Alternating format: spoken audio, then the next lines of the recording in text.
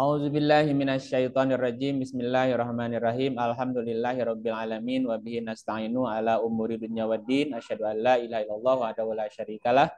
Al-Malikul Haqqul Mubin wa asyhadu anna Muhammadan abduhu wa rasuluh shadiqul adil amin. Salatan wa salaman daimaini mutalazimain ala asrafil mursalin. Sayyidina Muhammadin wa ala alihi wa sahbihi ajmain amma ba'du. Rabbi shrah li sadri wa yassir li amri wahlul 'uqdatam min lisani yafqahu qawli. Rabbana zidna ilman wa alhiqna bis solihin. Bapak dan Ibu, kita akan melanjutkan bahasan tentang tauhid. Ya, kemarin kita sudah bahas tentang perjalanan kisah Musa bertemu dengan Tuhan di surah Toha, kemudian di surah An-Naml, dan di surat Al-Qasas, kemudian surat yang keempat An-Nisa ya.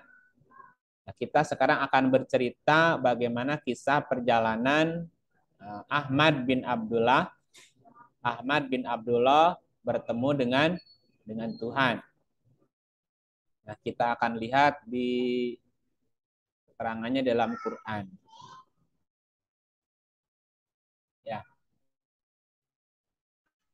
Perjalanan Ahmad atau Muhammad Rasulullah mengenal atau bertemu dengan Tuhan. Bahwa kisah perjalanan Ahmad atau Muhammad Rasulullah bertemu atau mengenal Tuhan, baik Allah, Rabb maupun Ilah, secara rinci tidak diterangkan dalam Al-Quran, seperti Musa dan Ibrahim. Kalau Musa kan panjang ceritanya, Ibrahim juga begitu. Tetapi kisah perjalanan Ahmad atau Muhammad pasti merujuk dan mengikuti perjalanan para nabi dan para rasul sebelumnya dalam sejarah manusia. Kenapa? Karena Nabi Ahmad atau Muhammad Rasulullah hanya mengikuti apa yang diwahyukan. Itu ada di surah 46 ayat yang ke-9, kemudian surat 7 ayatnya 203, dan surat 24 ayatnya 34. Di surat ke-46 ayat 9, di situ berbunyi ayatnya, Bismillahirrahmanirrahim. Qul ma kuntu bid'an minar rusuli wa ma adri ma yuf'alu bi wala bikum in attabi'u illa ma yuha ilayya wa ma ana illa nadhirum mubin. Artinya, katakanlah Muhammad, aku bukanlah Rasul yang pertama di antara para Rasul. Dan aku tidak mengetahui apa yang akan diperbuat Allah kepadaku dan kepadamu. Aku hanyalah mengikuti apa yang diwahyukan kepadaku. Dan aku tidak lain hanyalah seorang pemberi peringatan yang menjelaskan. Ya, yang ditebelin ya. Aku hanya mengikuti apa yang diwahyukan kepadaku. Berarti dia hanya mengikuti wahyu. Kemudian di surah ke-7 ayatnya 203. Wa idza lam ta'tihim bi ayatin qalu laula jatabaitaha qul innama attabi'u ma yuha ilayya mir rabbi hadza basairu mir rabbikum wa hudaw wa rahmatul liqaumin yu'minun.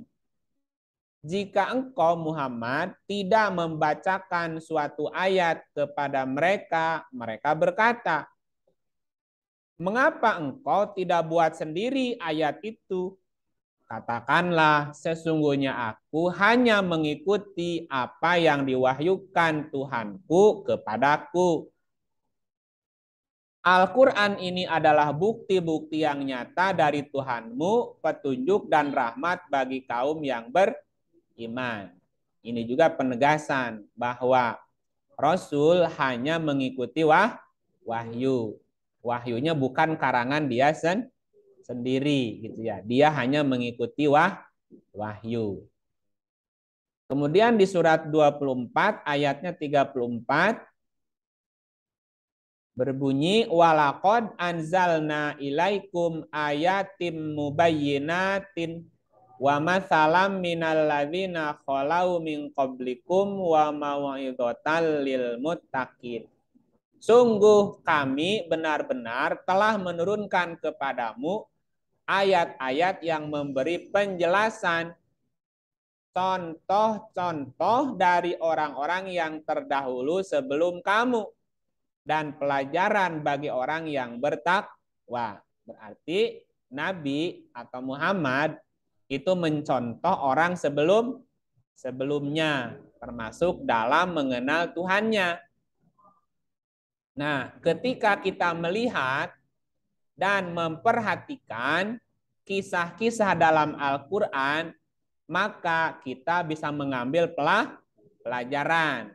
Apa pelajarannya? Yang pertama, bahwa Ahmad melakukan tahanus atau uzlah di Gua Hiro.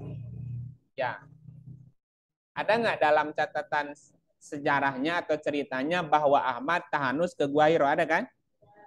Nah, dari mana dia belajar itu, Bu?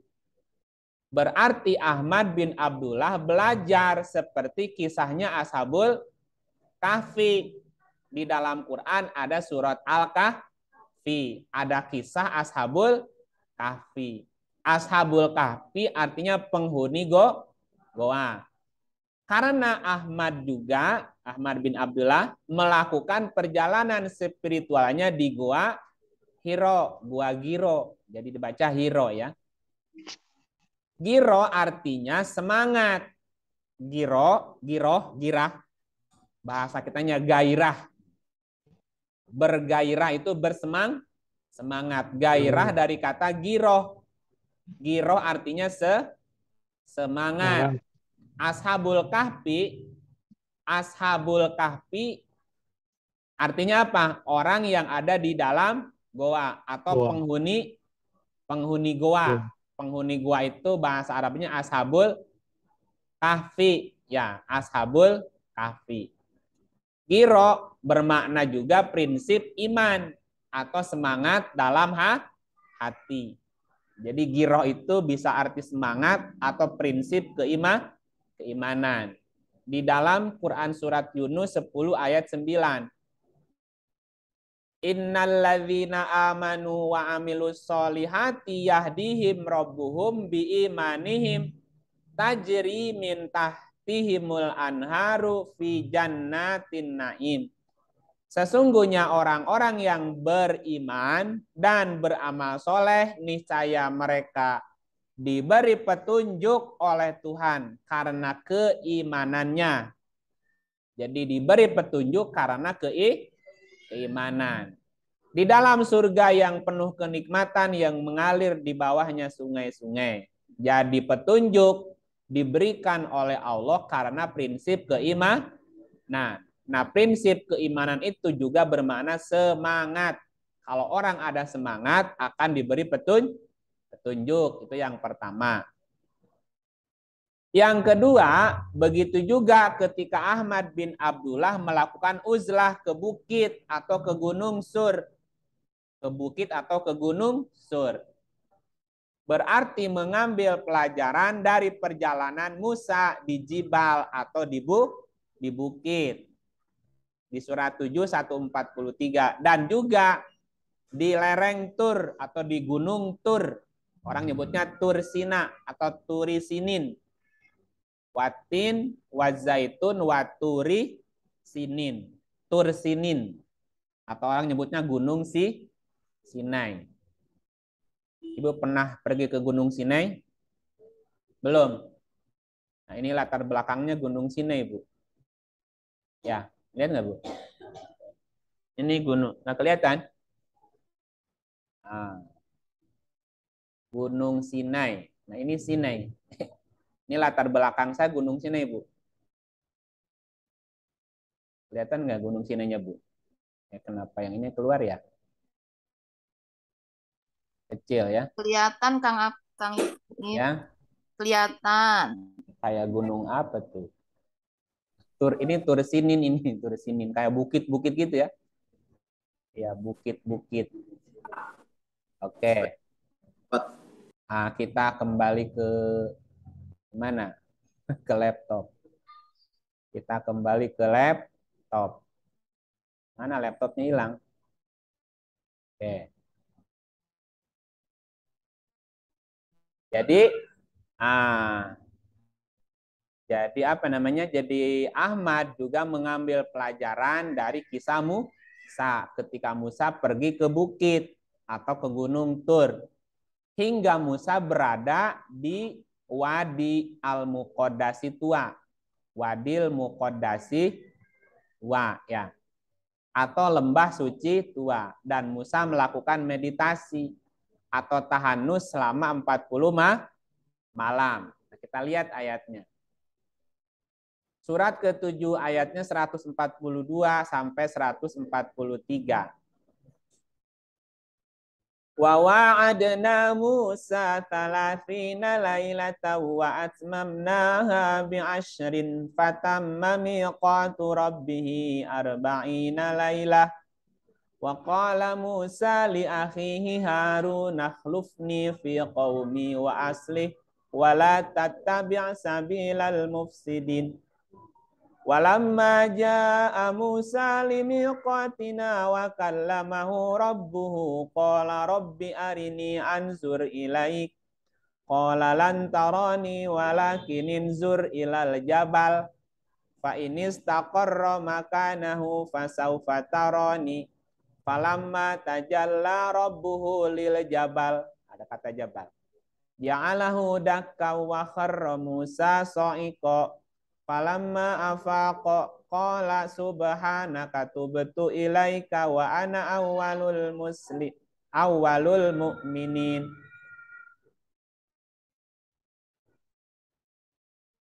Ya, artinya apa? Kami telah menjanjikan Musa. Kami telah menjanjikan kepada Musa untuk memberi Taurat setelah bermunajat selama 30 malam. 30 malam. Kami sempurnakan jumlah itu dengan 10 malam lagi. Jadi 40 malam. Maka lengkaplah waktu yang telah ditentukan Tuhannya 40 malam.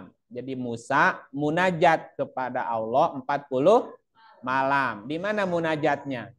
Musa berkata kepada saudaranya Harun, gantikanlah aku dalam memimpin kaumku, perbaikilah dirimu dan kaummu, dan jangan engkau mengikuti jalan orang-orang yang berbuat kerusakan.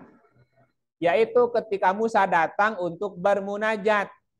Nah, orang nyebutnya munajat atau tahanus atau orang menyebutnya semedi. Pada waktu yang telah kami tentukan selama 40 bukan 40 hari. Ini terjemahannya gini ya. Selama 40 malam. Dan Tuhan telah berfirman langsung kepadanya. Dia berkata, dianya siapa? Musa.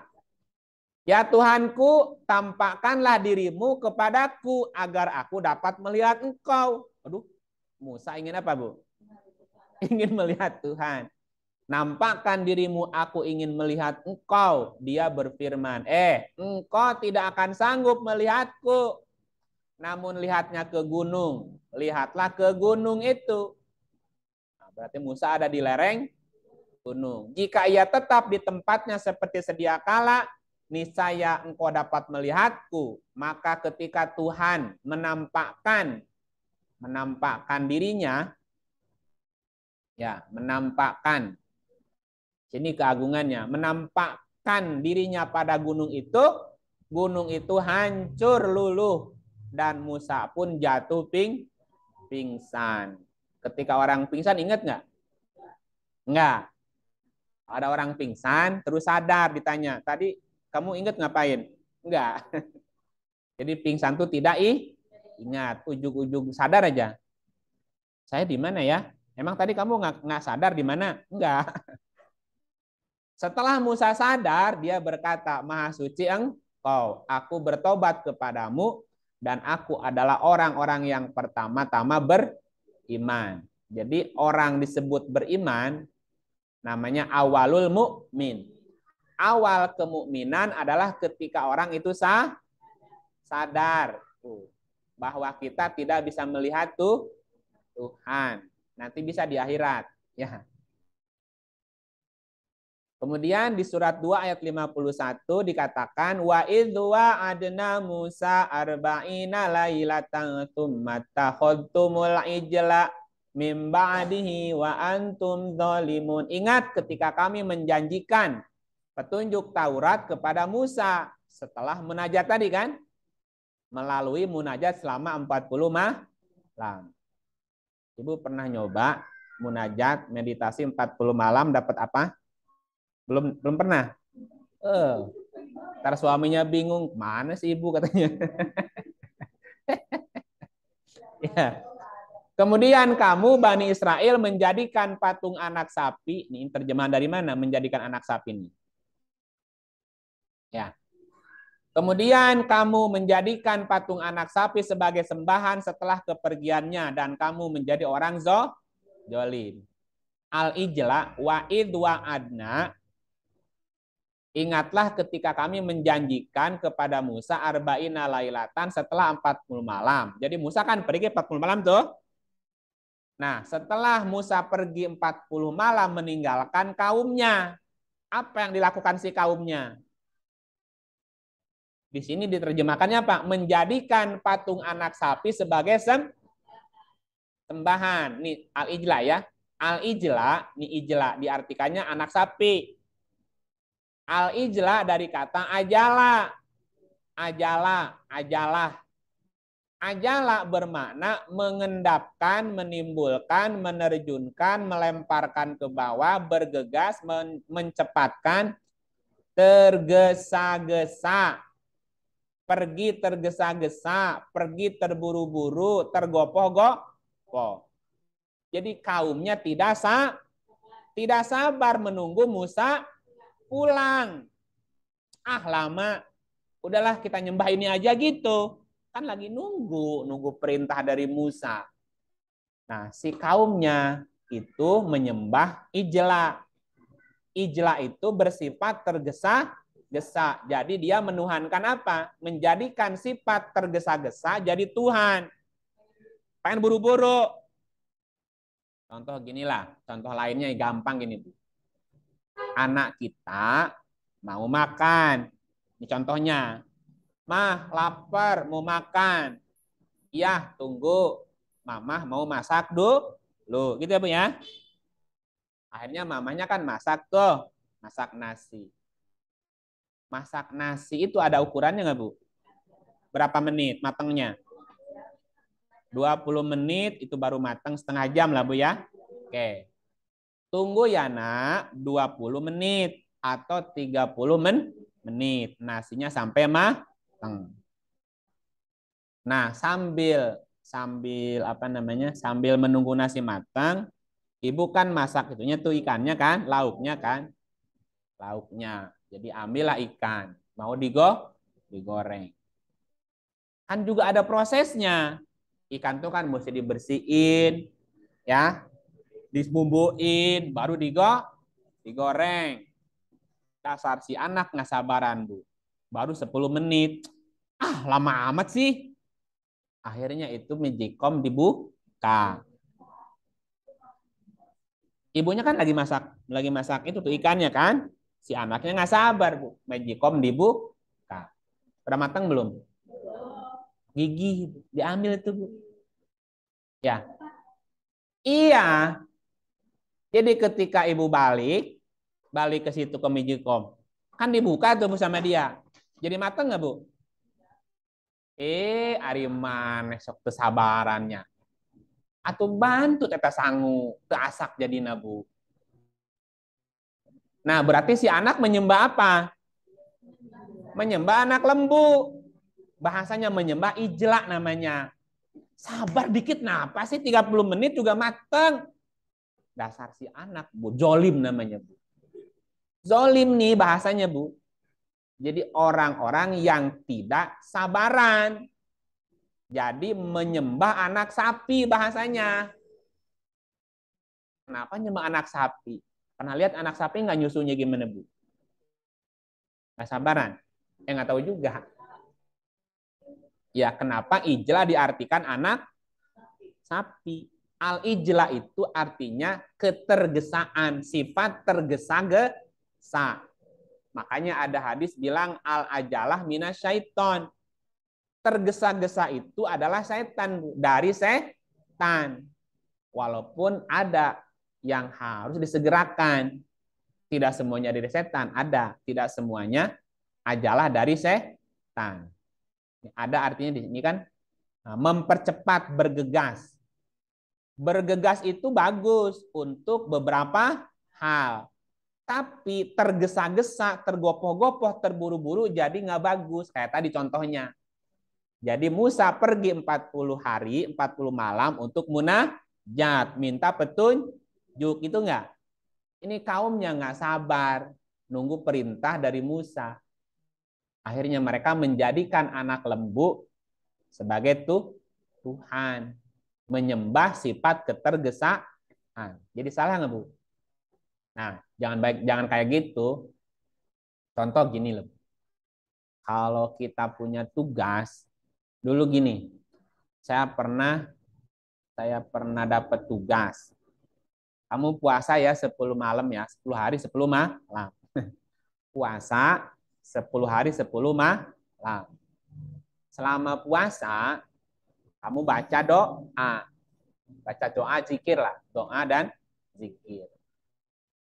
Terus puasanya tidak boleh ketemu orang. Jadi puasa selama 10 hari 10 malam tidak boleh ketemu orang. Zikir aja doa. 10 malam. Kalau baru 9 saya turun gimana, Bu? Berarti bantut jadinya, mesti ngulang lagi. Ya sabar dikit lagi. Sabar dikit lagi gitu, Bu. Ya kadang-kadang kita bukan suka, harus berlatih sabar tadi, Bu, sampai waktu yang ditentukan. Seperti puasa sama. Puasa itu kan dari subuh sampai maghrib. Boleh nggak buka jam 6 sebelum maghrib 5 menit lagi? Ya cuman 5 menit lagi. Enggak, tetap aja belum selesai gitu. Harus sampai gitu. Kalau Magicam tuh udah apa, Bu? Udah pindah kan? Udah hijau gitu. Nah, kalau udah hijau berarti udah matang, boleh dibuka. Nah, tadi contohnya kadang-kadang dalam diri kita ada sifat apa, Bu? Ada sifat anak lembu. Jangan menyembah anak lembu. Seperti sifat anak yang enggak sabaran. Dalam diri kita ada sifat itu, si ajla tadi, si ijla. Ijla itu ajalah, sifat tergesa-gesa. Tidak sabar sampai nunggu waktunya. Gitu loh. Akhirnya apa? Si nasi jadi bantut, nggak matang. Kamu jadi nggak jadi kita mau makan. Diterusin juga udah bantut gimana terus? Akhirnya di sepan kan. Ngalilah anak tubuh. Yang ketiga. Yang ketiga berarti Muhammad belajar pertama ke siapa? Ke Ashabul Kahfi. Yang kedua Muhammad juga belajar ke Musa ketika Musa pergi ke Gunung Tur. Yang ketiga bahwa Ahmad bin Abdullah membuat sebuah mihrab di samping masjid. Jadi samping masjid kan ada mihrabnya tuh. Dan Nabi tinggal di situ kan? Artinya Ahmad mengambil pelajaran dari kisah Maryam, yaitu ketika Maryam berada di mihrab dan bertemu atau didatangi basaron sawiyah, yaitu manusia sempurna jelmaan ruh. Ketika itu Maryam menyepi di tempat sebelah timur dan dikuatkan dengan Ruhul Kudus. Kita lihat surat Maryam 16:17. Wadkur fil kitabi Maryam. Wadkur dan ingatlah fil kitabi Maryam dalam kitabnya Maryam. Artinya apa? Ingatlah kisah Maryam di dalam kitab Al-Quran. Gimana kisahnya? Idzin tabadat min ahliha makanan syarqiyya, yaitu ketika ia mengasingkan diri dari keluarganya ke suatu tempat di sebelah timur. Timur barat itu juga metafora. Timur itu terbitnya matahari. matahari. Kalau barat terbenamnya matahari. Berarti memulai sesuatu, dimulainya sesuatu itu dari timur, diakhirinya di barat. Orang yang sudah tua itu istilahnya gini, nges deket ka magrib. Ya, orang yang udah tua suka dibilang, inget umur, nges deket ka magrib gitu. Nges asar Bu, bentar lagi udahan. Nah, bayi lahir itu namanya baru terbit. Nah, umpamanya gitu. Ya, ada matahari terbit, berarti ada bayi lahir. Bentar lagi udah maghrib. Berarti udahan. Jadi Maryam pergi ke sebelah timur. Berarti apa artinya, Bu? Dia memulai sesuatu. Memulai sesuatu. Itu berarti pergi ke timur namanya, Bu. Saya mau pergi ke timur. Saya mau memulai sesuatu. Nah, sesuatu yang dilakukan Maryam apa? Tadi menyepi. Nah, menyepi, menyendiri. Terus dia Maryam memasang tabir yang melindunginya dari mereka. Berarti jauh nggak dari mereka, Bu? Enggak. Hanya dipasang tabir aja, Bu. Jadi bukan jauh pergi, enggak. Pergi ke timur berarti memulai sesuatu untuk menyepi, ya Bu ya. Selama puasa, selama saya puasa, Ibu ketemu saya nggak, Bu? Nggak, jauh nggak, Bu?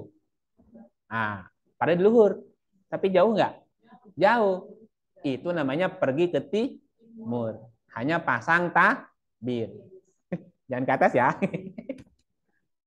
Itu namanya Maryam memasang tabir yang melindungi dari mereka. Sehingga mereka tidak bisa bertemu Maryam. Dan Maryam pun tidak bisa bertemu mereka. Itu namanya Maryam pergi ke sebelah timur memasang tabir gitu ya.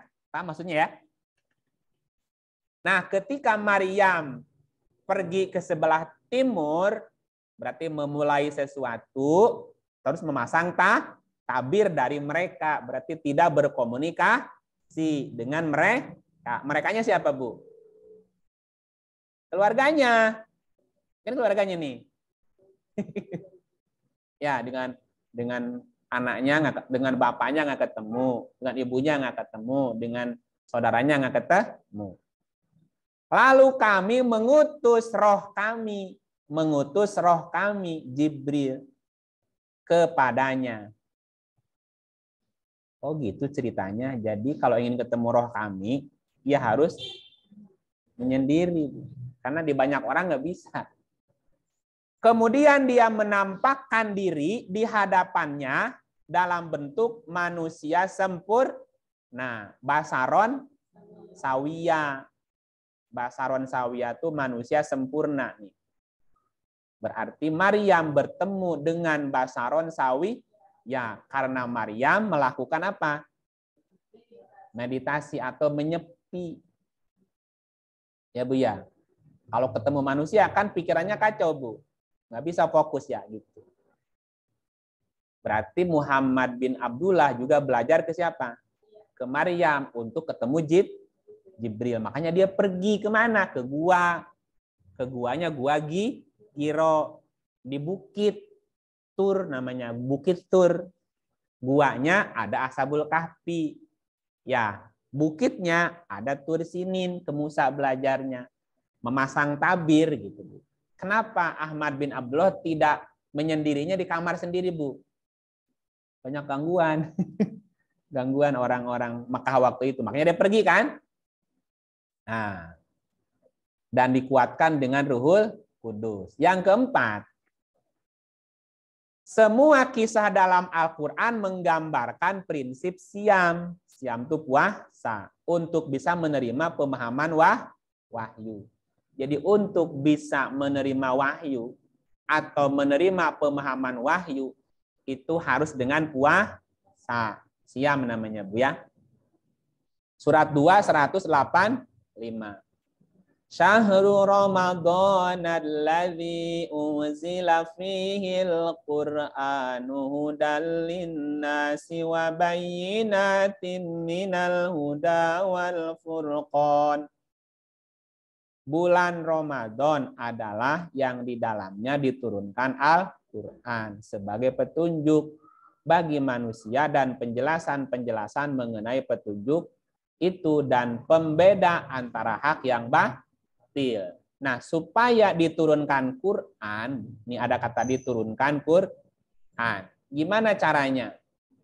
Oleh karena itu, siapa di antara kamu yang hadir pada bulan itu berpuasa lah. Jadi puasa itu untuk apa, Bu? Untuk mendapatkan Quran, supaya Quran diturunkan. Kalau ingin Quran turun ya harus puasa. Siapa yang sakit nggak bisa puasa, atau dalam perjalanan nggak bisa puasa, maka wajib menggantinya sebanyak hari yang ditinggalkannya pada hari lain. Hari lain juga nggak bisa, ada berat. Gimana? Bayar ya.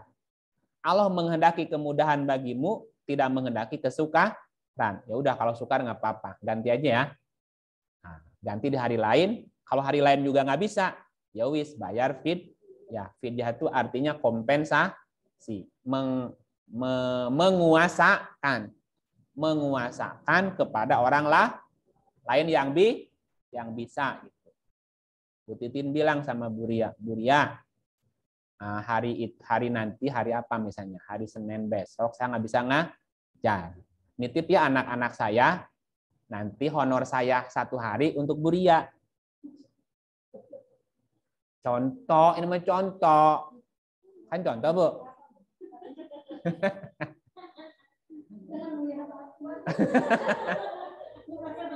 Ya, atau gini.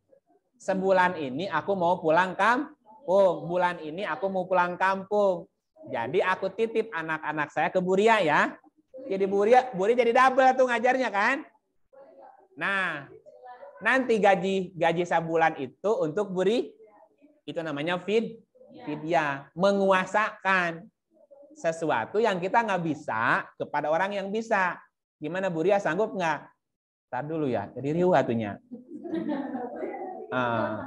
Kata Bu Ria, aduh kumanya, gini, nanti gaji saya sebulan itu untuk Bu Ria. Oke gitu. Nah itu namanya apa? Menguasakan namanya, Bu. Itu berarti ya, kan kalau bisa puasa sendiri-sendiri. Kalau nggak bisa, ya kan puasa itu untuk mendapatkan Quran kan? Nah, bisa nggak? Gitu. Kalau nggak bisa, susah dapat Qurannya. Puasain aja dah udah. Nanti dapat tuh Qurannya. Nah, itu ya. Nah, yang kelima, jadi secara konsep, ya, jadi ada beberapa ralat dari situ. Ini udah dirapihin, jadi agak panjang di sini. Nggak seperti yang di situ. Ini halaman berapa? 71 ya. Ini mungkin masih halaman sebelumnya. Masih 3, ini udah 71. Ya karena masih ada tambahan-tambahan. Jadi secara konsep gua adalah bukan gue ya. Goa. Goa. Jadi secara konsep goa adalah suasana dan tempat untuk menyendiri atau menyepi.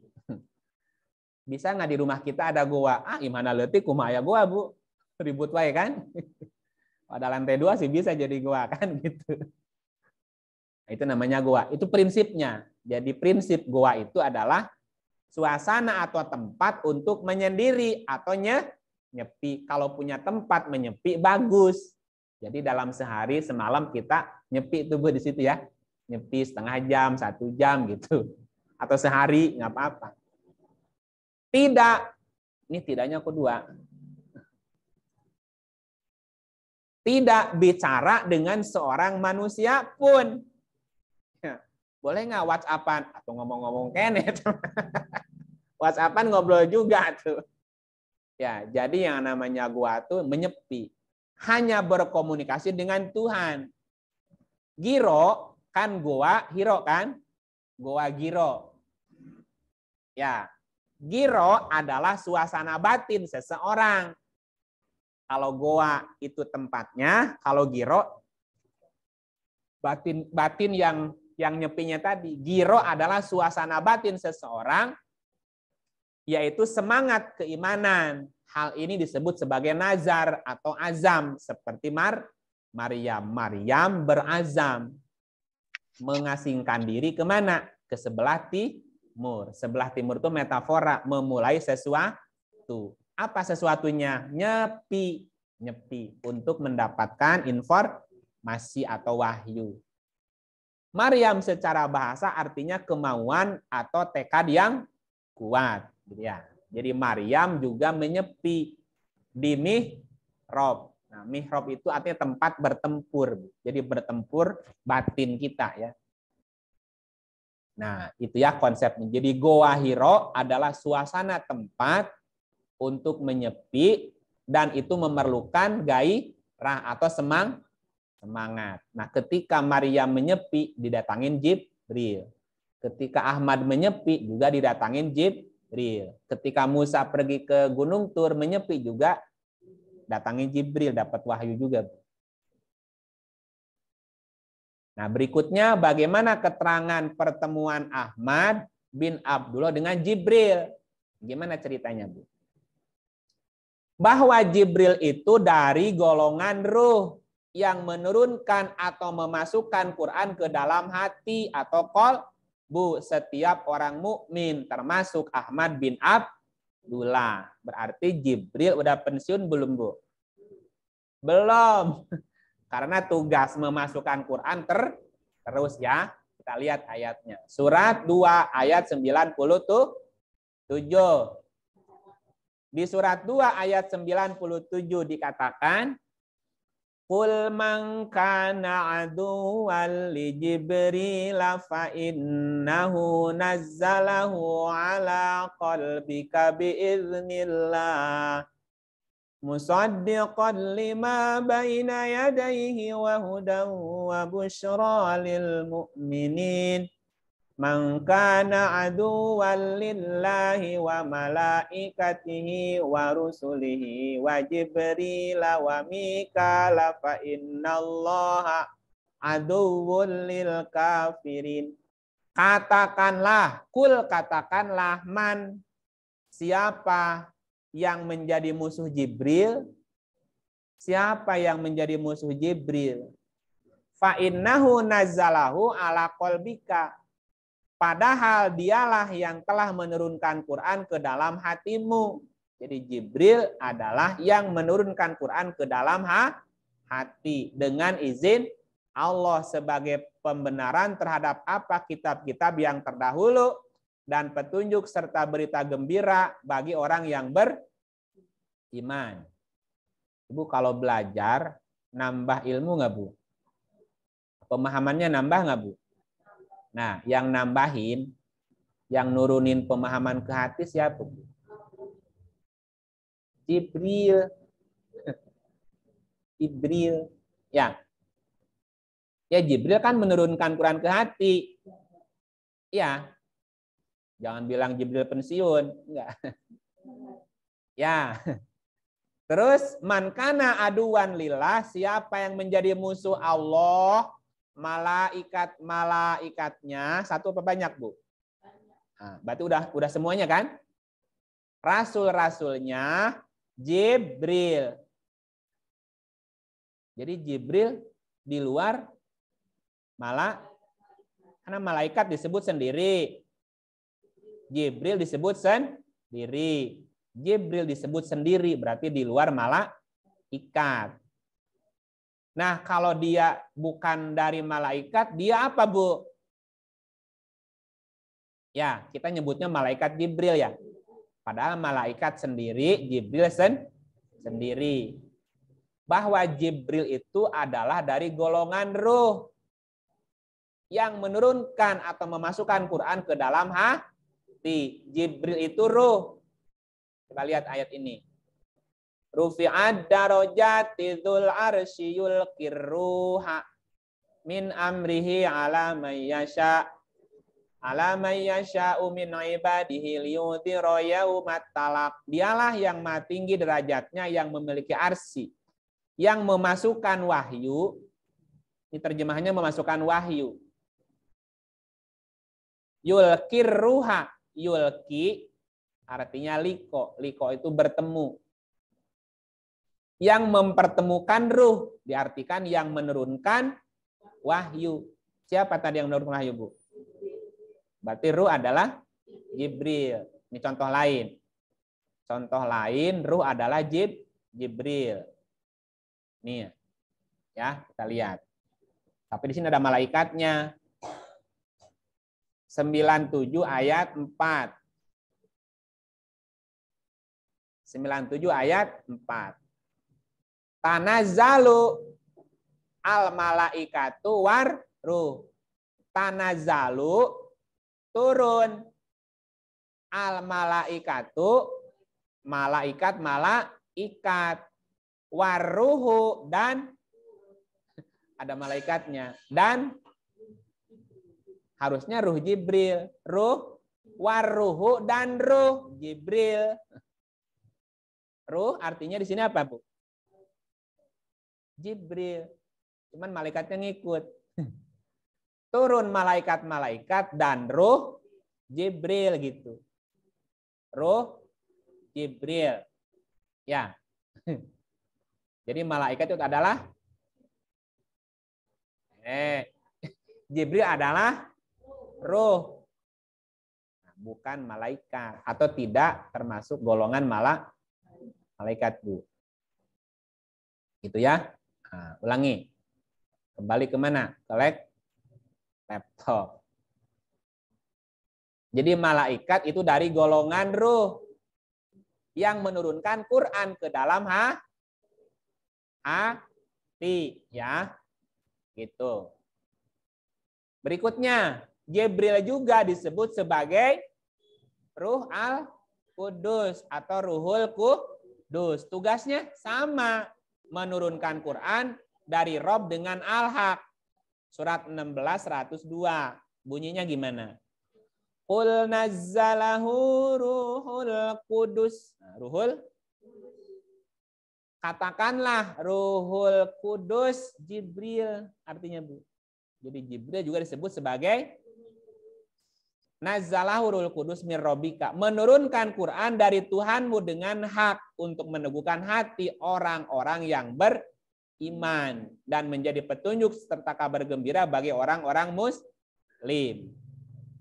Jadi Jibril juga disebut Ruhul Kudus, menurunkan Quran dari Rob dengan Al-Haq kepada siapa? Kepada orang yang telah beriman dan juga kabar gembira bagi orang-orang muslim. Masih ada nggak orang beriman sekarang? Muslim masih ada?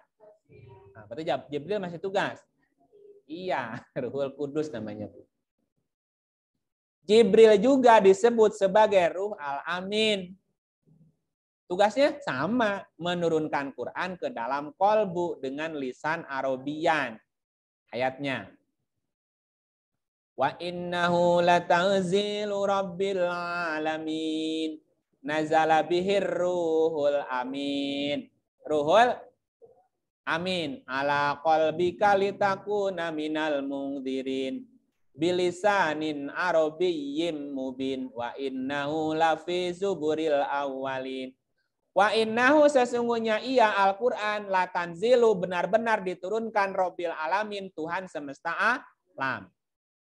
Nazala ia dibawa turun. Bihi ar-ruhul amin oleh ruhul amin Jibril. Ya, kemana? Ke dalam hatimu. Jadi Quran diturunkan, dibawa turun oleh ruhul amin ke dalam kolbu. Ya, gitu ya. Jadi Jibril punya sebutan lain ya. Jibril adalah ruh. Juga ruhul kudus. Juga ruhul amin. Jibril juga disebut Rasul Karim. Rasul Karim. Dan Al-Quran adalah ucapan Rasul Karim. Lihat ayatnya 81, 19 sampai 21. Innahu laqaulu rasulin karim dzi quwwatin inda dzil arsy makin muta'in tsumma amin. Innahu sesungguhnya Al-Qur'an itu laqaulu benar-benar kaul. Kaul itu apa? Ucapan. Kaul. Qala Rasulullah, berkata Rasulullah. Qala kaul itu perkataan. Innahu sesungguhnya Al-Quran itu la kaulu benar-benar kaul. Diartikannya firman. Benar-benar ucapan Rasulin Karim. Sesungguhnya Al-Quran itu benar-benar kaulnya Rasul Karim. Jibril. Quran itu ucapan Jibril. Ya. Contoh gini. Bu Gun mau izin WA sama Bu Mila. Bu Mila, saya tadi WA Bu Mai tapi nggak diangkat. Ditelepon juga nggak diangkat. Nggak tahu HP-nya kemana. Ya. Terus ada apa Bu Gun? Tolong bilang sama Bu Mai ya. Hari ini saya izin nggak bisa masuk. Bu Mila bilang sama Bu Mai. Bu Mai, Bu Gun izin. Nggak bisa masuk. Jadi yang izin ke Bu Mai siapa? Bu Mila. Sama maksudnya? Jadi yang izin ke Ibu Mai siapa? Bu Mila. Bukan Bu Gun kan?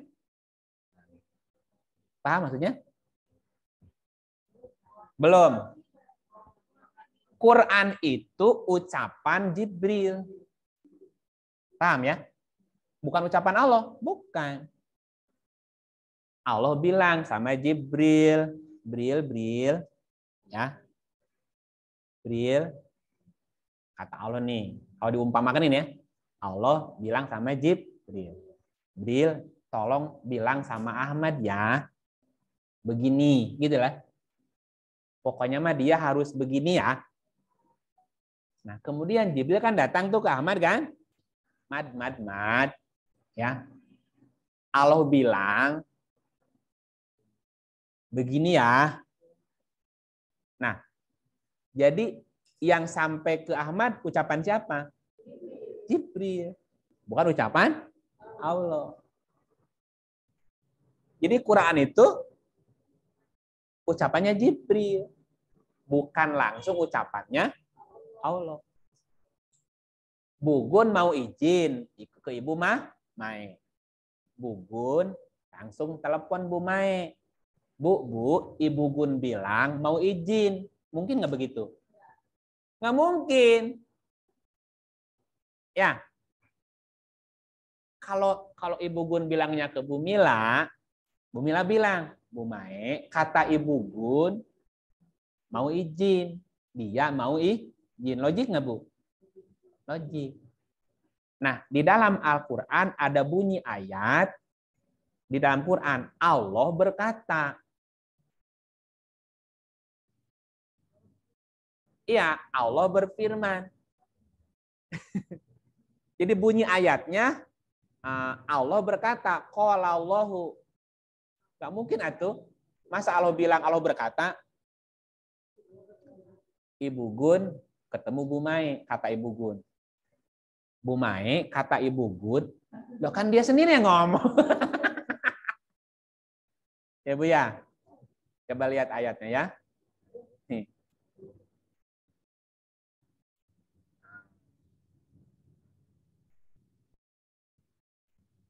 Oke. Bentar. Ini ada pencari. Allah Allah berfirman. Ada nggak Bu?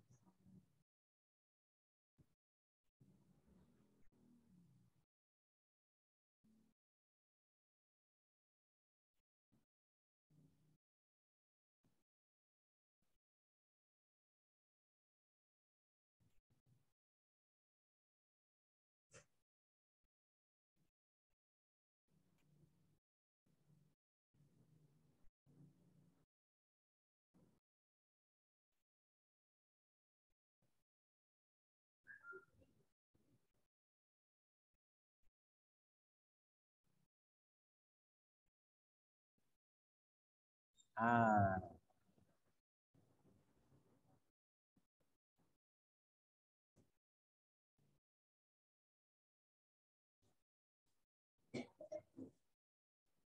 Ini banyak Allah berfirman.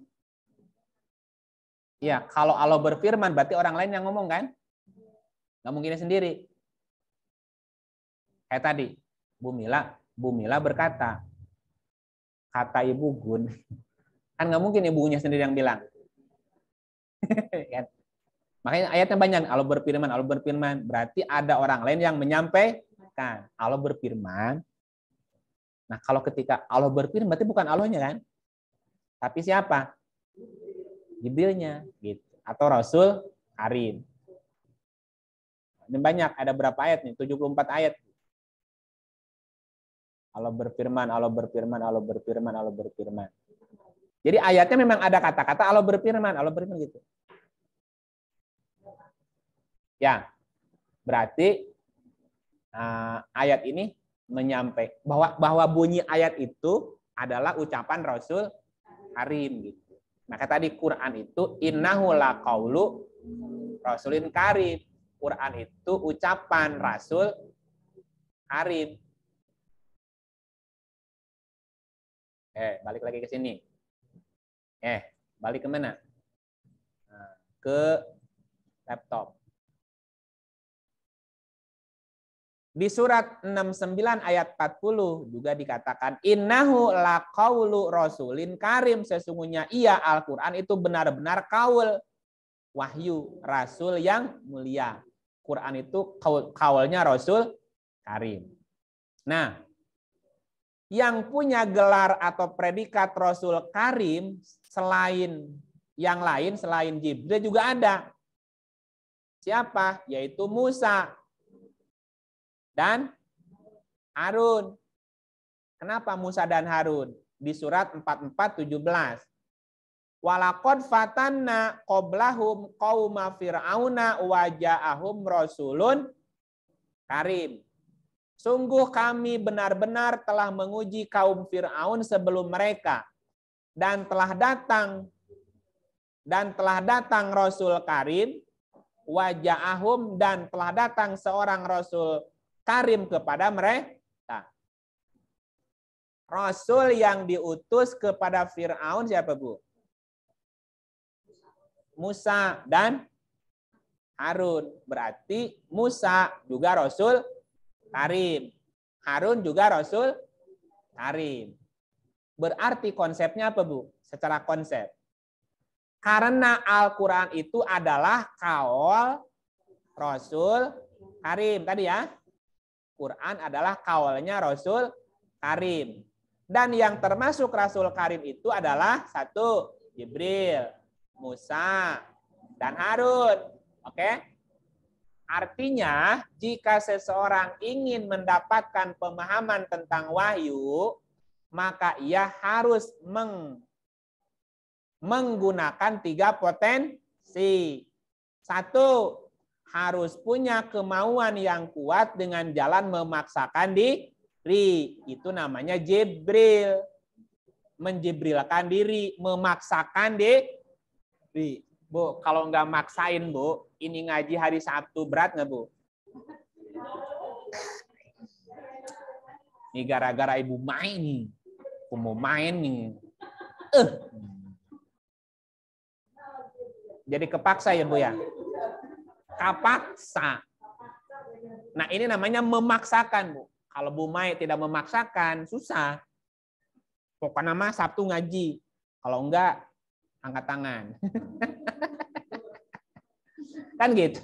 Ini namanya konsep Jibril, Bu. Kalau enggak dipaksain, ya tidak ada waktu. Nggak ngaji-ngaji lah kapan. Ntar minggu, ya ntar nggak jadi-jadi, Bu. Udah paksain aja. Saya juga maunya main, Bu, tuh sama aja. Emang bocah mau main. Ini tadi pagi aja. Iya, Bu. Kalau saya ngaji tadi udah jam 4 bangunnya, Bu. Kenapa? Subuh mesti ngasih pengajian di tempat lain. Jadi subuh ke rumah ngaji lagi. Terus saya ngaji. Nah, itu namanya konsep Jibril. Memaksakan, Bu. Yang kedua harus menggunakan potensi kecerdasan. Oh, ini nggak disebutin. Ini namanya Musa gitu loh, Bu. Musa itu kan cerdas. Selain memaksakan diri, harus cerdas. Memaksakan diri kalau nggak cerdas juga kurang, Bu.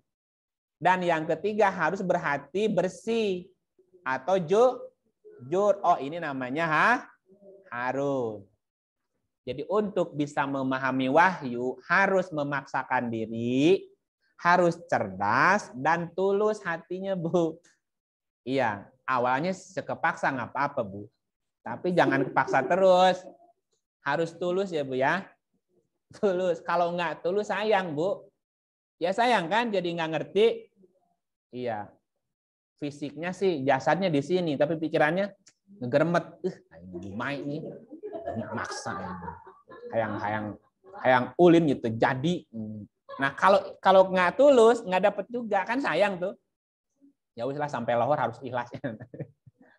Gitu. Nah, gitu ya. Konsepnya memang begitu. Nah, Jibril memasukkan kepahaman di dalam dada atau kolbu. Ayat pertama yang diajarkan oleh Jibril yang tampil dalam bentuk manusia seperti pada kisah Maryam adalah surat Al-Alaq. Jadi surat Al-Alaq 1 sampai 5 ini yang diajarkan pertama kepada Ahmad bin Abdullah oleh Jibril. Kita baca ayatnya. Iqra bismi rabbikal ladzi khalaq. Khalaqal insana min 'alaq. Iqra wa rabbukal akram. Alladzi 'allama bil qalam. 'Allamal insana ma lam ya'lam. Dalam kisahnya ketika Jibril datang, Bu, Ahmad kaget. Oh, siapa ini gitu. Ujug-ujug Iqra, baca. Ma'ana biqori. Maaf, sorry, saya nggak bisa baca. Iqra. Saya harus baca apaan? Iqra ma'ana biqori. Apa yang harus saya baca? Baca apa? Iqra bismi rabbikal ladzi khalaq. Bacalah dengan nama Robmu yang menciptakan. Khalaq itu, khalaq ya, yang menciptakan semua karakter. Kholako adalah penciptaan yang berdasarkan karakter. Kholako satu akar kata dengan akhlak. Apa akhlak artinya, Bu? Akhlak itu karakter. Bacalah dengan nama Tuhanmu yang menciptakan. Kholako penciptaan berdasarkan karakter. Khalaqal insana min alaq, dia telah menciptakan manusia dari alaq. Alaq artinya segumpal darah atau sesuatu yang melekat. Seperti alaq. Alaq itu alaq. Alaq kan, nempel kan? Alaq itu seperti lintah juga nempel. Iqra wa rabbukal akram, bacalah Robmu yang maha mulia. Bacalah semua sistem yang mulia. Semua sistem atau hukum. Rob itu juga hukum ya. Hukum atau aturan yang mulia. Alladzi 'allama bil qalam, yang mengajar manusia dengan kolom. Itu kalau bikin jadwal, bikin program ada kolom-kolom ya. Kolom ke bawahnya nomor. Kolom 1 nomor 1 2 3. Ke sampingnya apa? Nama. Itu kan itu namanya kolom. Kolom itu artinya kolom atau jadi mengajari manusia per kolom. Per kolom per bab. Kolom 1, kolom 2, kolom 3. Bab 1, bab 2. Jadi belajar itu harus per kolom. Kalau di TK per tema. Sekarang tema apa? Toh ngacak, Bu. Lagi tema air, cerita pasir. Lagi tema binatang, ceritanya bintang. Iya kan, Bu, bintang kan juga binatang. Binatang apa? Itu bintang laut. Oh iya nih. Iya, jadi mengajarkan itu harus per bab, per kolom, per tema gitu ya. Dia mengajar manusia apa yang tidak diketahuinya. Keterangannya apa? Karena Al-Quran itu diturunkan dengan menggunakan prinsip lisan, bukan tulisan. Ini ayatnya ya. Quran diturunkan menggunakan prinsip lisan, bukan tulisan. Maka yang dibawa Jibril bukan tulisan. Jadi gini, Ruh Jibril datang ke Ahmad, bawa makalah, bukan begitu. Bawa makalah nih. Mad sini, Mad. Ini makalahnya ya. Ini wahyu yang baru, silakan pelajari, bukan gitu. Emangnya dosen? Emangnya guru? Guru kalau malas ngajar gimana, Bu? Ngasih apa? Ketua kelas, tolong ambil buku diktat. Buku apa namanya dulu di sekolah, Bu? Pelajaran ya. Muhammad Najmi, tolong diambilkan buku apa contohnya? Buku IPS ya di perpustakaan. Berebut lompat ketua kelasnya Bu ke Nori kan. Ini Bu. Nah, kamu tulis ya. Kamu salin di papan tulis ya. Kamu salinnya di papan tuh. Ah, Ibu ada keperluan.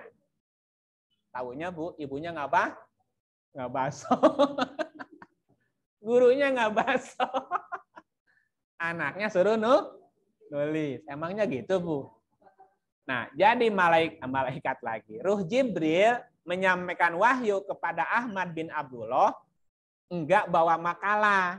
Bukan dalam bentuk makalah buku, enggak. Nih, pelajari ya, gitu. Atau gini, kalau kata ketuanya, wah Bu, dari kemarin saya nulis di depan murid, jadi saya nggak punya catatan, Bu. Ya udah, tolong bantu bawa buku sebanyak murid ya. Berapa nih semuanya? 20. Bawa 20 buku dan hanya bawa 20 buku. Bagiin kan? Udah dibagiin bukunya gimana? Coba buka halaman sekian, bab ini ya. Kamu pelajari, kamu baca nanti isi soalnya ya di belakang. Ibu ada keperluan. Tinggalin. TBS ya. Abdi. Kadang ke masuk begitu. Ya? Kalau di tongkrongan. Ya. Ya makanya sambil. Ya. Ditongkrongin nggak bisa. Kalau nggak diarahkan nggak bisa ya, Bu. Oh, berarti dosen ya gitu ya. Bukan guru TK ya. Jadi Jibril menyampaikan wahyu kepada Ahmad bin Abdullah bukan dalam bentuk kertas, Bu. Suruh dibaca enggak. Tapi diapain? Dilisankan, diucapin, gini ya, ngomong cerita gitu, Bu. Ngobrol gitu, dialog gitu ya.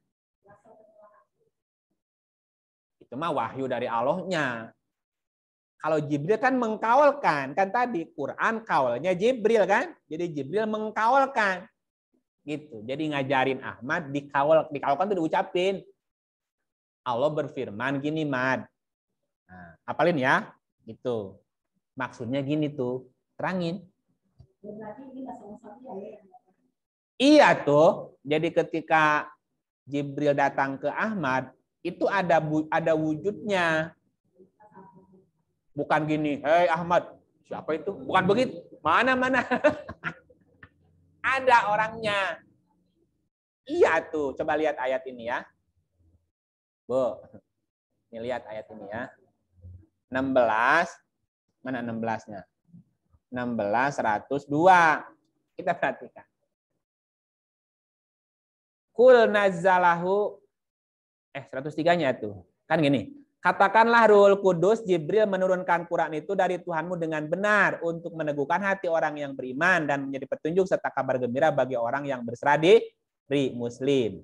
Nah, kita lihat ayat berikutnya. Terus 3. Dan sesungguhnya kami mengetahui bahwa mereka berkata. Merekanya siapa, Bu? Karena ini ada Jibril. Oke. Jibril ya menurunkan Quran. Ya. Ya, meneguhkan Quran. Jibril menurunkan Quran. Ke siapa, Bu? ke mukmin. Orang mukmin.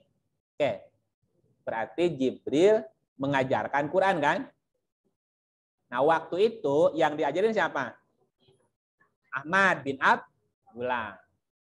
Nah, ketika Jibril mengajarkan Quran ke Ahmad, kayak gini Bu. Misalnya saya lagi ngajarin satu orang nih, atau ibu-ibu nih.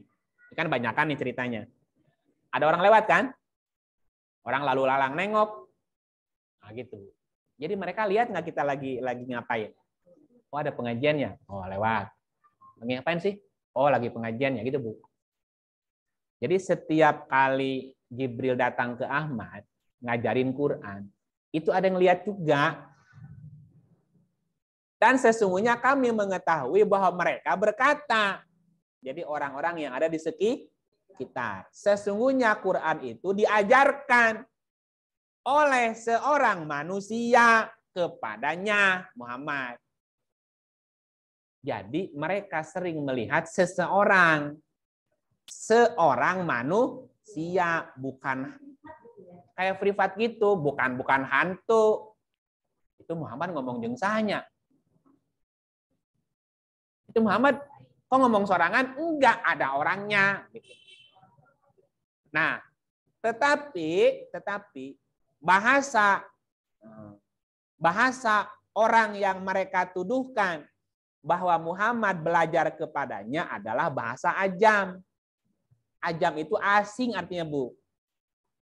Jadi mereka sendiri bertanya-tanya, itu siapa sih orangnya? Enggak, mereka juga nggak kenal orang itu siapa. Gitu.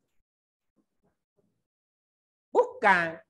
Jadi si orang yang mengajarkan Quran kepada Ahmad itu orang asing, Bu. Mereka nggak kenal siapa itu. Siapa ya? Siapa gitu aja, Bu. Gitu. Jadi mereka nggak mau ikut. Sedang Quran dalam bahasa Arabian. Dia orang asing tapi bisa ngomong Arab. Siapa ya? Gitu. Nah, ajam itu asing. Misalnya gini, kalau ada orang yang ngajar di sini, orang bule, Bu. Orang bule ini. Saya di situ kan, orang lewat, Bu. Siapa sih orang lagi ngajar? Tapi bahasa Indonesia gitu. Orang bule, tapi kok ngerti bahasa Indonesia ya? Gitu. Nah, kalau waktu itu, beda. Ajamnya Arab, berarti orang non-Arab kan? Itu siapa sih orang asing? Tapi ngajarin Quran kepada Muhammad bahasa Arab. Siapa sih gitu? Nah, jadi ketika Jibril mengajarkan Quran ke Ahmad, itu bentuknya apa, Bu? Seorang manusia. Tapi manusia ini asing. Atau orang asing gitu. Oke. Gitu ya Bapak Ibu ya. Balik ke laptopnya. Jibril mengajari membaca semua karakter dari hukum alam. Disebut sebagai apa? Rob. Atau belajar membaca semua karakter dan nama benda. Jadi Jibril datang ke Ahmad bukan ngajarin baca tulis, Bu. Jadi mengajarkan semua karakter nama benda. Bukan ngajarin baca tulis huruf, bukan. Mat, ikutin ya. A, B, bukan itu yang diajarin. Bukan. Tapi semua karakter nama dan benda. Karena lafadz bismi itu artinya bisa dengan nama. Kan dengan nama. Bismi. Bismillah, dengan nama Allah. Jadi ismi itu nama artinya. Isim itu nama. Atau kata benda.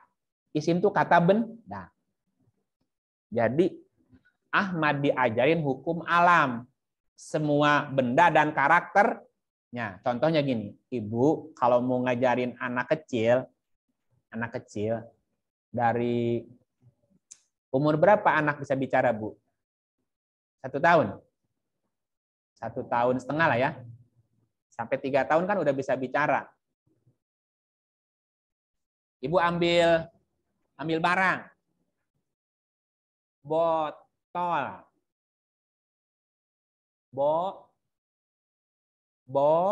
Tol. Jadi barangnya ditunjukin. Bukan disuruh nulis baca tulis, bukan. Ayo ikutin ya. Ini A, enggak. Jadi langsung nunjukin barangnya. Botol. Oh. HP. Peci. Mana peci? Ambil barangnya kan? Udah tahu peci yang mana. Lapa. Mama. Rumput. Gajah. Sebutin tuh. Nah, setelah dia tahu nama, disebutkan fungsi. Peci, peci, nih buat kepala ya. Peci buat kepala. Bukan di sini ya. Nah, kalau buat di kaki, sepatu. Ambil sepatunya, sepatu kaki.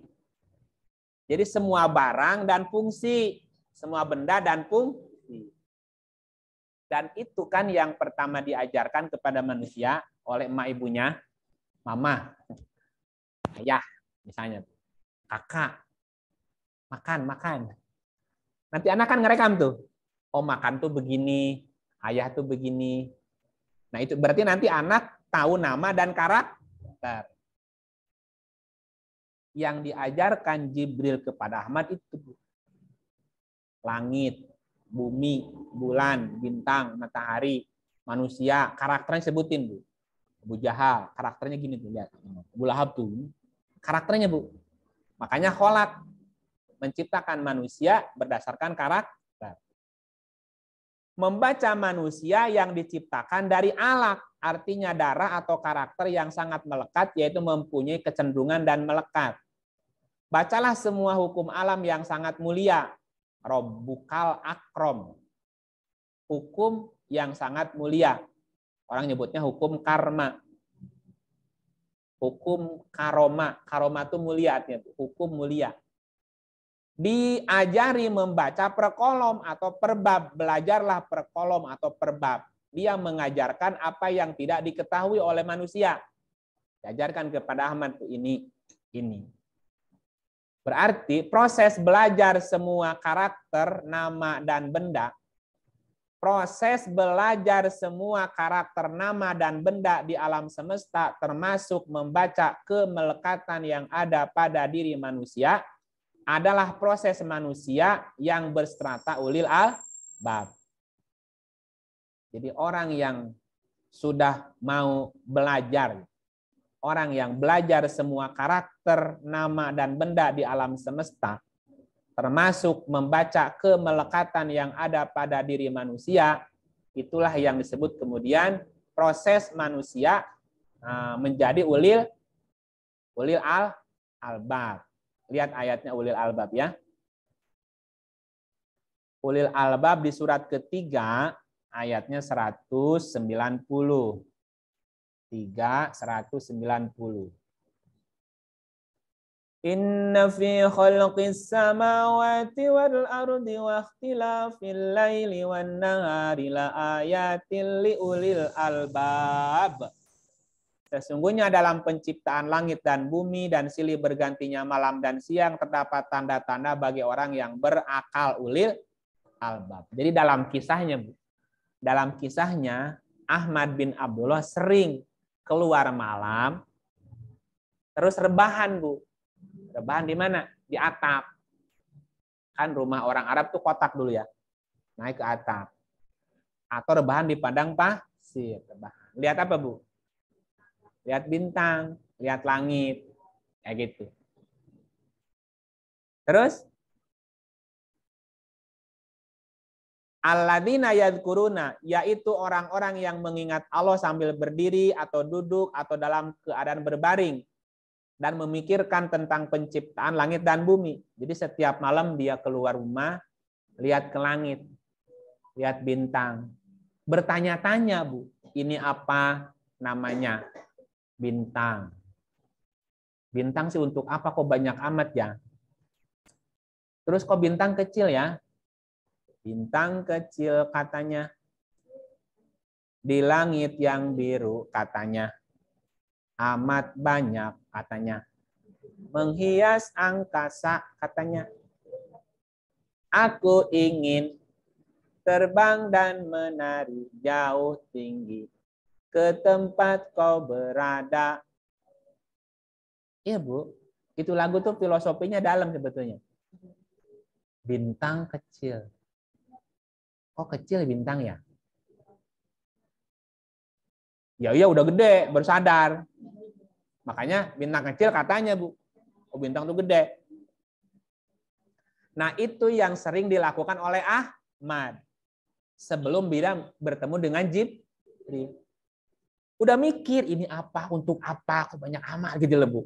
Lihat orang, kenapa si A begini, si B kenapa begini ya orangnya gitu. Itu dipikirin sama Ahmad itu. Jadi sebetulnya sebelum dapat wahyu, Ahmad itu pemikir, udah mikir ya tafakarun, dia sudah mikir. Kenapa si Abu begini ya? Abu Jahal kok begini karakternya? Aku nggak ngerti ya. Salah aku apa kok dia nggak suka aku? Si B, terus si C, semua karakter Bu. Itu kenapa anak perempuan dibunuh ya Bu ya? Pengen punya bini, pengen banyak. Anak perempuan dibunuh. Ya, aku nggak ngerti gitu loh Bu. Kan gitu kan masa itu kan begitu Bu. Anak perempuan dibunuh. Tapi pengen punya bini, pengen banyak. Nggak ngerti aku gitu loh Bu. Nah, itu yang dipikirin Ahmad itu tadi. Akhlak manusia saat itu. Oh begini. Terus kalau lapar, kalau ini ngambil hak orang, itu begitu Bu. Ya. Ya Tuhan kami, tiadalah engkau menciptakan ini sia-sia, maha suci engkau, maka peliharalah kami dari siksa neraka. Ini pasti ada hikmahnya. Apa hikmahnya? Apa pelajarannya ya gitu. Kayak gitu. Ya. Nah, sehingga dia dapat petunjuk akhirnya Bu. Gitu. Ya. Itu pelajarannya bahwa proses belajar semua karakter nama dan benda di alam semesta termasuk membaca kemelekatan yang ada pada diri manusia adalah proses manusia menjadi ulil albab. Karena dia sering berpikir tentang itu. Nah, berikutnya apa? Perjalanan Ahmad ketika di Goa Hiro, bukan Goa Hiro, yang bertemu dengan Jibril dan diajari hukum alam, juga di surat 297. Jibril memasukkan kepahaman ke dalam dada. Memasukkan kepahaman ke dalam dada. Nanti kita baca tentang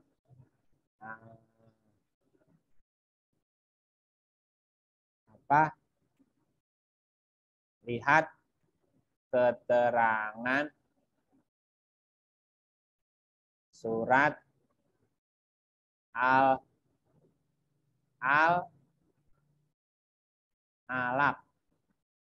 Ya Bu ya. Oh, ternyata surat Al-Alaq itu dahsyat. Tapi kesimpulannya begitu. Kisah Ahmad bertemu dengan Jibril di Gua Hiro.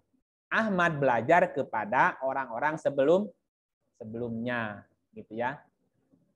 Ke Ashabul Kahfi, belajar juga ke Musa, belajar juga ke Maryam, dan juga belajar kepada yang lain.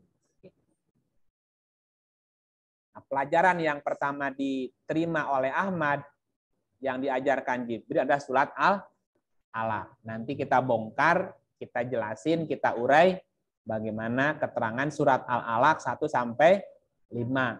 Ya, Bu ya. Ini ceritanya panjang. Saya udah siapin materinya. Surat Al-Alaq. Al-Alaq 96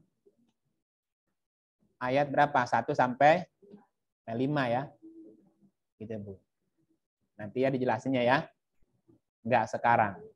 Karena ceritanya panjang gitu ya. Baik, Bapak Ibu, terima kasih atas kehadirannya dan perhatiannya. Barangkali ada yang mau sharing, mau bertanya, mau menjawab, dipersilahkan. Oh, ada Ibu Ucu nggak bisa hadir. Monggo Bapak Ibu ada yang mau bertanya Bapak Ibu? Udah cukup? Halo. Bu Ranti. Pak Mahmud. Untuk sementara belum, Pak. Oke, Lagi sementara belum. Pak Ya. Mujito ada ini tambahan? Iya. Nggak ada. Pak Mahmud bagaimana? Ya. Sudah jelas, Ustaz. Oke, sudah jelas dikit-dikit ya. Pelan-pelan ya, Pak ya. Ya, Ustaz. Ya, mesti pelan-pelan nih belajar tauhid ini mesti pelan-pelan. Mesti banyak ininya, banyak intronya. Oke. Ibu Niken, apa kabar Bu Niken? Gimana BNR hujan? Alhamdulillah baik, baik. Masih cerah ya? Terima kasih. BNR cerah ya? Masih. Iya. Pak Ib, mau tanya satu. Tadi disampaikan bahwa Quran diturunkan pada bulan Ramadan kalau nggak salah satu ayat. Nah, kalau di bulan-bulan lain itu bagaimana penjelasannya? Tadi khusus yang di bulan pertanyaannya bulan diturunkan bulan Ramadan. Bulan yang lain bagaimana? Ya nggak gimana-gimana. Ya, maknanya begini ya. Ini ya, kita lihat. Nah, bahwa Quran diturunkan bulan Ramadan. 2:185. Syahrul Ramadan alladzi unzila fihil Quran. Bulan Ramadan adalah bulan yang diturunkan, di dalamnya diturunkan Al-Quran. Berarti Quran diturunkan pada bulan apa, Bu? Bulan Ramadan. Ramadan, oke. Di luar Ramadan Quran turun nggak, Bu? Halo? Enggak tahu. Nah, pertanyaannya, mengapa Quran turun bulan Ramadan? Bukan di bulan yang lain. Maknanya gini, Ramadan nih dari akar katanya Romadona atau Romadiyu. Romadiyu artinya proses pemanasan atau pembakaran. Oke? Bulan Ramadan berarti artinya bulan apa, Bu? Bulan pembakaran atau bulan pembersihan. Bersih dari apa? Bersih dari dosa. Bulan pembersihan dari dosa. Kita lihat ayatnya kan. Kalau kita mundur ke 183, wahai orang yang beriman diwajibkan atas kamu berpuasa. Nih, berpuasa kata kuncinya ya. Sebagaimana diwajibkan atas orang sebelum kamu agar kamu bertakwa. Jadi berpuasa agar bertakwa. Ya. Bertakwa itu ya, orang bertakwa itu akan dihapus dosa. Berpuasa agar takwa. Bertakwa itu nih 134.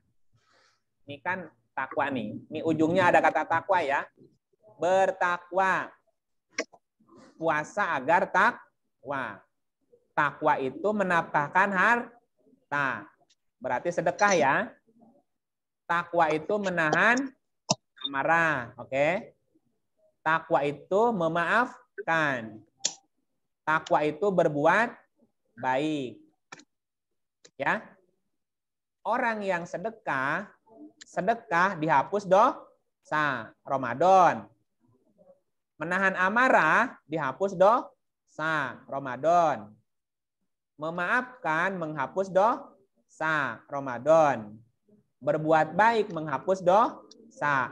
Ramadan. Ketika orang itu dihapus dosanya, hatinya bersih, maka akan diturunkan Quran.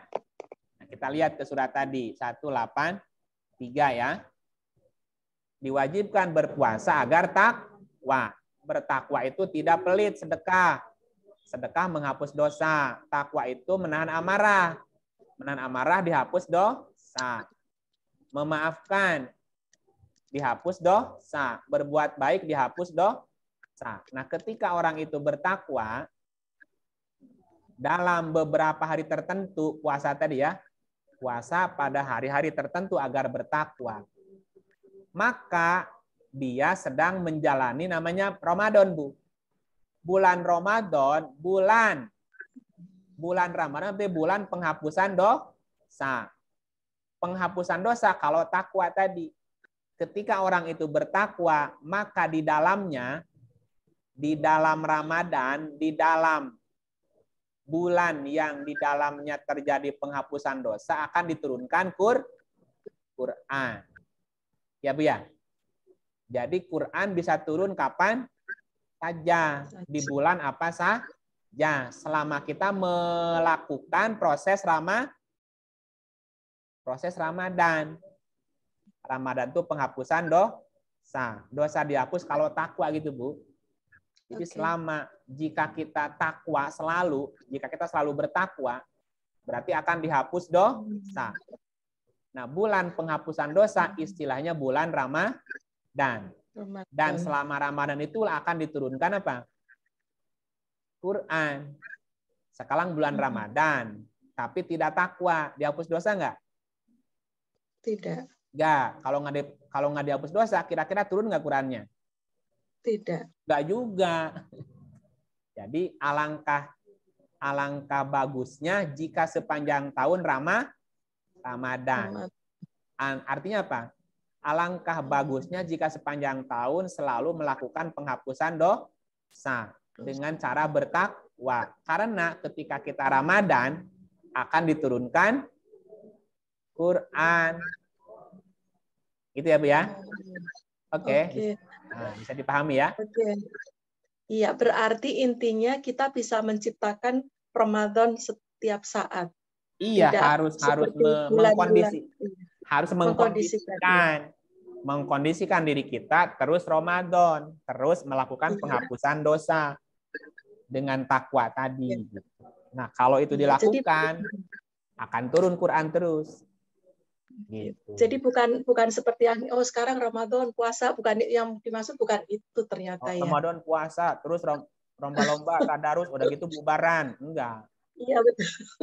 Enggak begitu. Oke, paham. Terima kasih banyak Pak. Oke, sama-sama. Baik Bapak Ibu, kita tutup dengan auzubillahi minasyaitonir. Halo Bapak Ibu, kita tutup. Auzubillahi minasyaitonir rajim.